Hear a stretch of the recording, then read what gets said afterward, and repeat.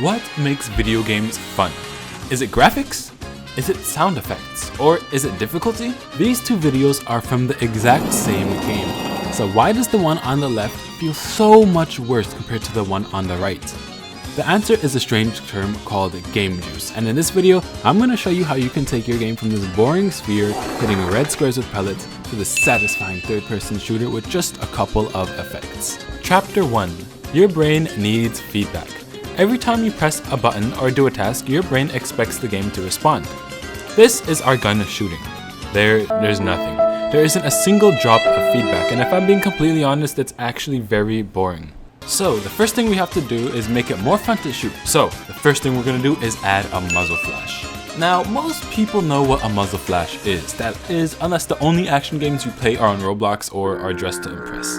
Us real men, we know that when the gun goes pew pew, there are flames. So let's exaggerate it and make it look like you're shooting huge cannonballs. I'm using Unity's particle system, a great system for adding particles. And with just a few tweaks, I can get this explosion PNG exploding in front of the muzzle of the gun. Just like this. Wow.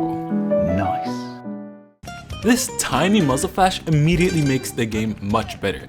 Even if we didn't make the gun stronger, we just told your brain that it fired through visual effects, before the bullet just spawned in without any secondary reaction.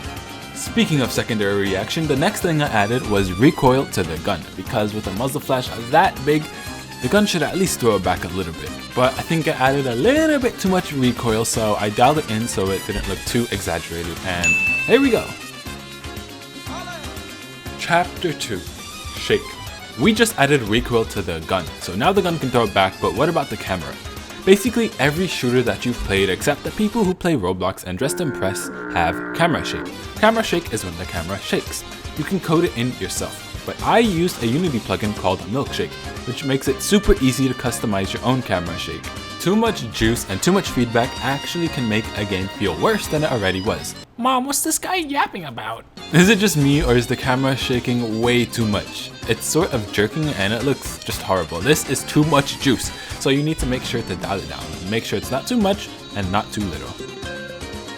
Now this is perfect. And you can also see I made the bullets point in the direction that they're actually shooting. Chapter 3. Particles.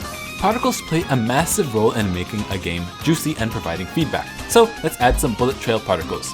In Unity, you can add a trail renderer with the texture to make it seem like the bullet is going faster than it actually is. And the next particle we're going to add is a bullet casing. If you're not into guns like I am, in Fortnite when you shoot, the empty shell of the gun falls out. I mean, the empty shell of the bullet, and it just makes the game look incredibly polished when you have it. Basically, all of my gun knowledge is based around Fortnite, and if you don't like it, then So I got the bullet cases spawning in every time you shoot, but they're a little bit too big. Alright, so the bullet casings are now done. So now the bullet is polished and it provides the maximum amount of feedback. Now let's move on to the next chapter. Chapter 4. Permanence. In video games, permanence means things like making enemy bodies being left behind, leaving blood splatters on the walls, leaving bullet casings on the floor, and just giving the player the overall feel like they've been in the world and have been exploring it. You want the player to feel and see like they've been interacting in the world, especially a virtual one. Let's take this for example. In the game Miami Hotline, the game feels especially satisfying because enemies don't just disappear once they're defeated. The bodies remain in the room once you've killed them, turning every room into literal trophies of all the fights you've won. Use bullets, dropped weapons, piles of defeated enemy bodies, and blood. They all accumulate instead of being erased, and I just like seeing dead bodies. When the level ends and you have to walk through the aftermath of your own violence, the game reminds you that every action left a lasting mark, creating a level of satisfaction and impact that would otherwise be lost if everything just despawned seconds later. We are getting really close to the end of adding feedback to our game. I could go on and on and on about keeping on adding on effects, and it would take hours, but I'm gonna keep it simple just for this video. For some of the last particle effects, I'm going to be adding a running particle, which is just smoke to make it seem like the player is moving much faster than he already is. You can see this on cartoons like Wile E. Coyote. When they run, there's just smoke behind them. So I got the particles to work. Now the trail starts when you jump and the run particles start when you're running on the floor. In video games, these effects make the player more grounded in the environment and make it seem like you're actually part of the game. And if you didn't notice already, I also increased the movement speed because before it was just way too slow. And now the game is actually coming together. Now it's starting to feel like it has action and it's actually fun to jump around and do semi-parkour thingies. Yeah. In video games, sometimes it's better to be able to move faster because it makes the game faster paced. And now it's time for the last and most important feature of all. You guys, you need to listen carefully because this is the secret to making your games fun. You're gonna go into your prefabs folder, open up the enemy, and then add googly eyes. Perfect. It's giving Dr. Robotnik, but if his mustache was on his eyebrows instead of on his mustache.